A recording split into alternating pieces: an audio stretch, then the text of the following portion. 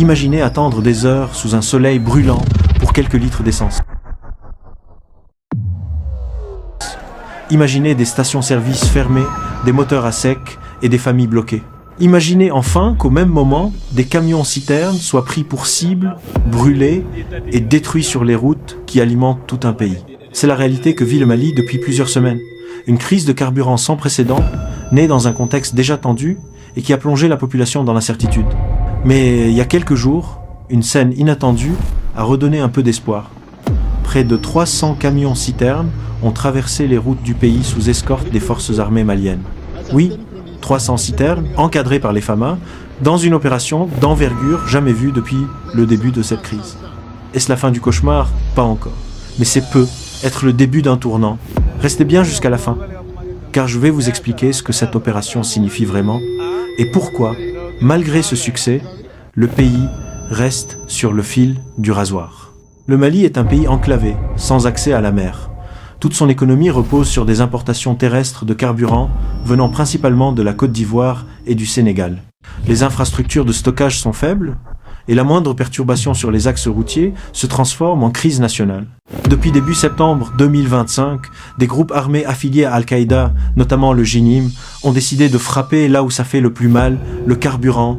Ils ont bloqué des routes, incendié des camions-citernes et empêché l'acheminement de l'essence et du gasoil vers le cœur du pays. Leur objectif est clair, affaiblir l'État, paralyser l'économie et semer la peur.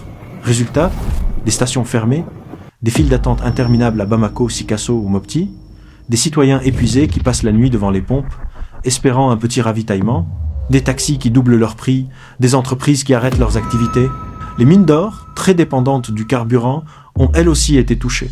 Certains convois destinés à alimenter les sites ont été bloqués par mesure de sécurité. Et c'est dans ce contexte d'urgence nationale qu'a eu lieu l'événement que personne n'attendait vraiment, le convoi des 300 camions-citernes. Il y a 5 jours, les FAMA ont organisé une escorte militaire spectaculaire pour faire entrer à Bamako près de 300 camions pleins de carburant. Une opération préparée en secret, planifiée avec soin et exécutée avec une précision quasi militaire. Les images diffusées sur les médias maliens ont fait le tour du pays. De longues files de camions roulant lentement sous la protection de blindés, accueillis à leur arrivée par des applaudissements et des cris de soulagement. Pour beaucoup, c'était la preuve que le gouvernement et les FAMA ne restent pas les bras croisés. Malgré les risques, malgré la menace des groupes armés, ils ont agi. Cette détermination, cette coordination entre l'armée et les autorités civiles mérite d'être saluée. Organiser un tel convoi, dans un contexte aussi dangereux, exige du courage et une gestion rigoureuse. Le gouvernement a aussi fait savoir que ces livraisons étaient destinées en priorité aux services essentiels. Hôpitaux, transports publics, production d'électricité et distribution alimentaire.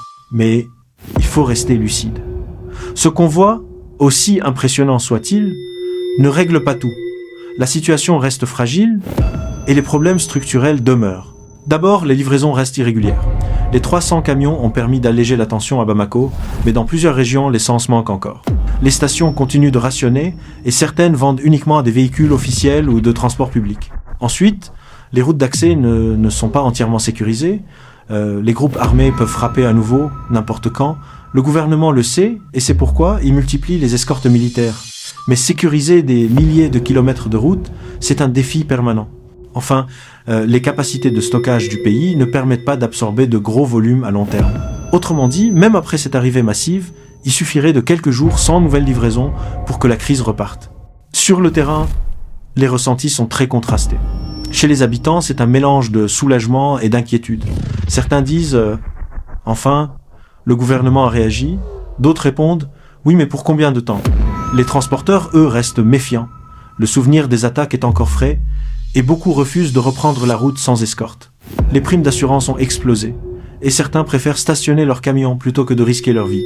Les chefs d'entreprise, surtout dans le secteur minier et logistique, voient leur production ralentir, leurs coûts grimper et leurs revenus chuter.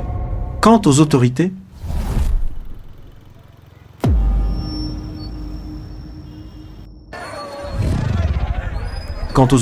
elles sont sous pression. L'opération des 300 camions est un succès visible, mais elles savent que la population attend une solution durable, pas un coup d'éclat ponctuel. Économiquement, la pénurie a déjà laissé des traces. Les prix du transport ont grimpé, les denrées de première nécessité ont suivi et les revenus des ménages les plus pauvres s'effondrent. Les files d'attente devant les stations deviennent des lieux de tension sociale. Certains craignent même des débordements si la situation ne s'améliore pas rapidement. Alors, que peut-il se passer maintenant ? 3 scénarios sont possibles. Le premier, optimiste, l'armée parvient à sécuriser durablement un ou plusieurs corridors permettant un approvisionnement stable. Ce serait la voie la plus souhaitable. Le second, réaliste, l'approvisionnement reste irrégulier. Il y aura des arrivées ponctuelles comme celle des 300 camions, mais aussi des ruptures fréquentes. Le pays restera dans une zone grise entre soulagement et stress permanent. Le troisième, pessimiste, les attaques se multiplient à nouveau, les convois sont stoppés et la crise s'aggrave. Dans ce cas, les conséquences économiques et sociales pourraient devenir explosives. Mais pour l'instant, tout le monde retient son souffle. L'opération des 300 camions est un symbole fort. Elle montre que l'État malien reste debout, qu'il peut agir et protéger ses intérêts. Et ça, c'est une victoire morale importante, même si elle ne suffit pas encore à éteindre la crise. Alors, à vous maintenant, pensez-vous que la solution passe par la force, avec des escortes militaires régulières, ou par la négociation avec les groupes armés ? Et quel type de contenu voulez-vous que je vous prépare ensuite ? Des reportages sur le terrain, des interviews de chauffeurs ou des analyses économiques plus approfondies ? Dites-le moi dans les commentaires. Le Mali vient peu être de gagner une bataille, mais la guerre contre la pénurie, elle, est encore loin d'être terminée.